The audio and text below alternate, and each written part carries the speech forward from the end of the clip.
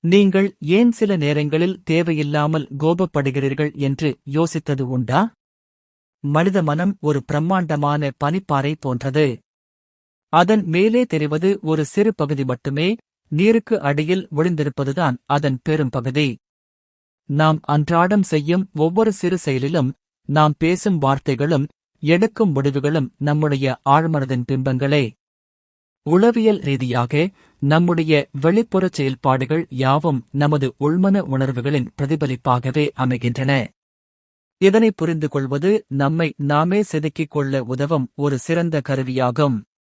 பல நேரங்களில் நமது இன்றைய செயல்பாடுகள் சிறுவயதில் நமக்கு ஏற்பட்ட அனுபவங்களின் தொடர்ச்சியாக இருக்கும். உதாரணமாக, ஒரு நபர் மற்றவர்களின் பாராட்டுக்காக கடுமையாக உழைக்கிறார் என்றால், சிறுவயதில் அவர் புறக்கணிக்கப்பட்டதற்கான ஆழமான வடு அவரிடம் இருக்கலாம்.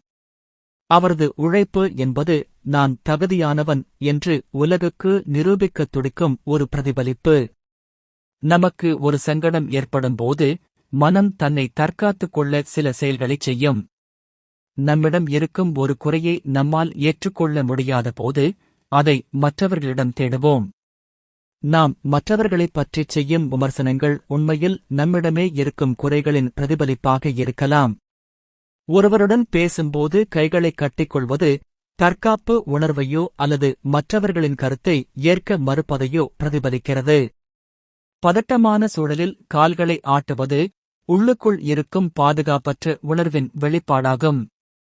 நெருக்கடியான நேரங்களில் நாம் எடுக்கும் முடிவுகள் நம்முடைய உண்மையான ஆளுமையை பிரதிபலிக்கின்றன.